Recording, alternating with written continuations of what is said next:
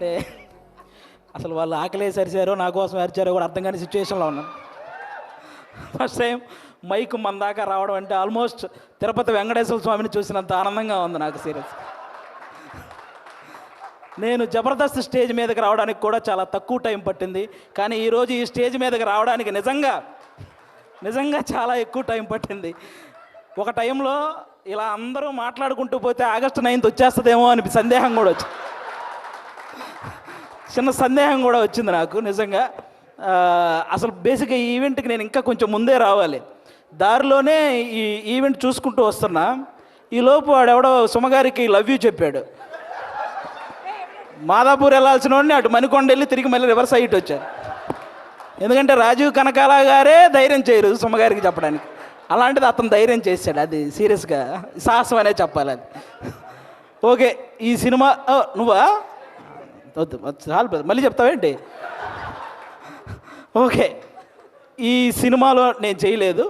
ఈరోజు ఈ ఫంక్షన్కి రావడానికి ఒకే ఒక్క రీజన్, మా నాగబాబు గారి అమ్మాయి ప్రొడ్యూస్ చేసింది కాబట్టి ఈరోజు ఇక్కడికి రావడం జరిగింది అంతే. అంటే ఆయన తన తమ్ముడు కళ్యాణ్ గారి గురించి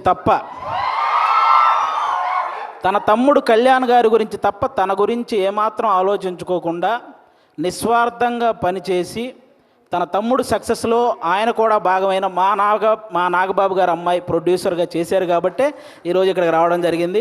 అంటే మెగా ఫ్యామిలీ అనగానే వాళ్ళని చూస్తే చాలు అనే ఫీల్ ఉన్న మాలాంటి చిన్న చిన్న ఆర్టిస్టులకి నాగబాబు గారు మా అమ్మలందరినీ దగ్గర కూర్చోబెట్టుకొని ఆయన చేతులతో అన్నం కలిపి తినిపించిన రోజులు ఉన్నాయి.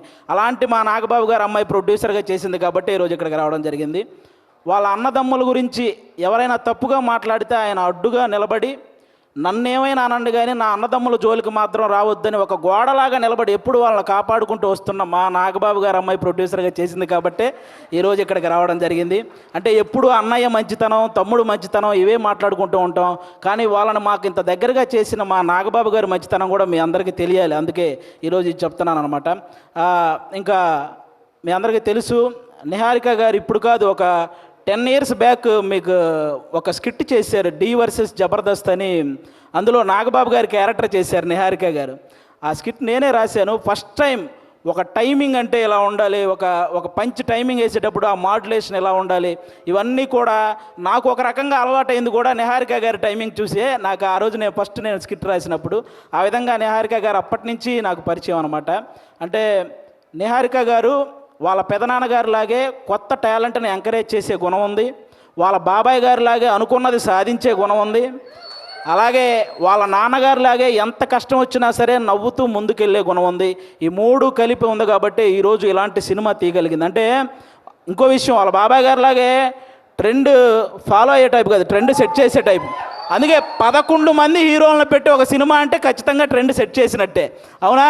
11 మంది హీరోలు అంటే ఇప్పుడు రీసెంట్గా మన 11 మంది క్రికెటర్లు మన దేశానికి వరల్డ్ కప్ తెచ్చినట్టు ఈ 11 మంది హీరోలు మా నిహారిక గారికి మంచి విజయాన్ని అందించాలని మనస్ఫూర్తిగా కోరుకుంటున్నాను. మనకు 11 అంటే చాలా గుర్తొస్తాయి, కానీ ఈ సినిమా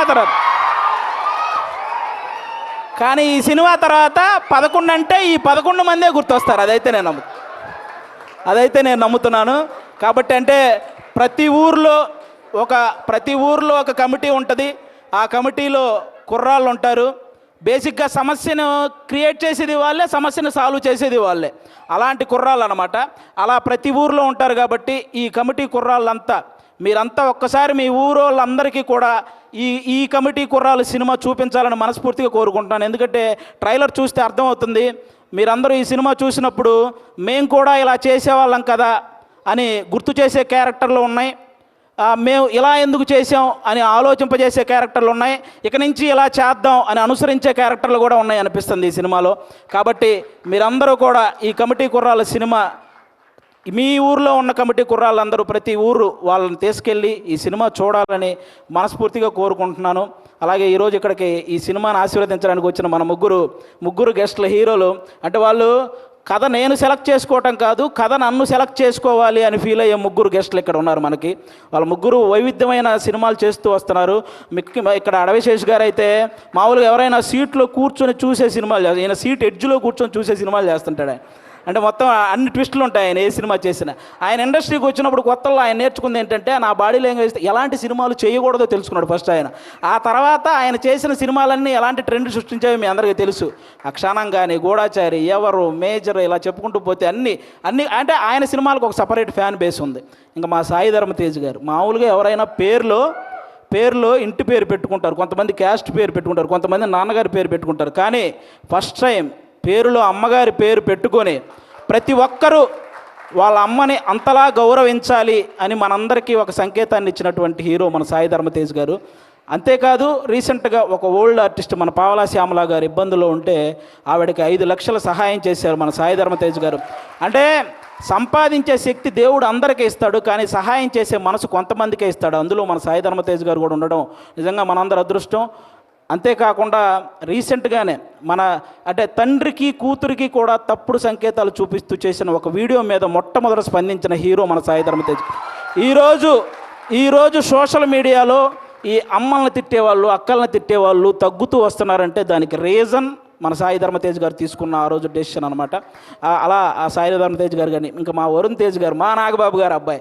అంటే నేను తొలి ప్రేమ సినిమా ఫస్ట్ నాకు తొలి ప్రేమ సినిమా ద్వారానే సినిమాల్లో ఒక సక్సెస్ వచ్చింది. అది తీసిన డైరెక్టర్ కూడా ఇక్కడే ఉన్నారు, వెంకటేశ్వరి గారు.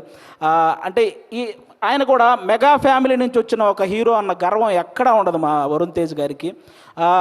చిరంజీవి గారు లాగే వైవిధ్యమైన కథలను ఎంచుకుంటూ వెళ్తుంటారు. అంటే అప్పట్లో చిరంజీవి గారు రుద్రవీణ చేశారు, గ్యాంగ్ లీడర్ లాంటి సినిమా చేశారు, అలాగే చంటబ్బాయి లాంటి కామెడీ సినిమా చేశారు, ఆపద్ బాంధవ్ లాంటి ఒక ప్రయోగమైన సినిమా చేశారు.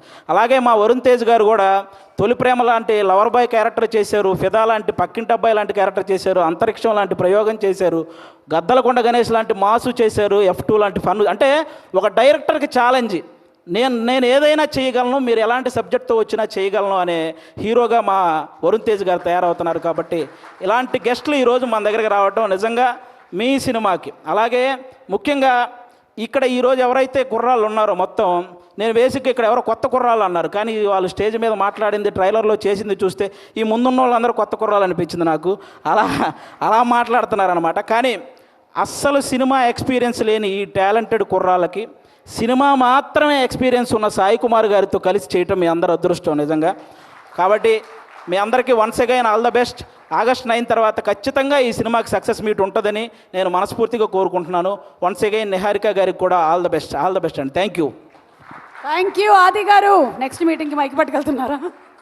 అండ్ కొంతమంది మాట్లాడితే ఆపితే బాగుంటుంది అనిపిస్తుంది, కానీ ఈయన మాట్లాడితే మాత్రం చెవులు నిక్కబొడుచుకొని మరీ వింటూ ఉంటాము. సో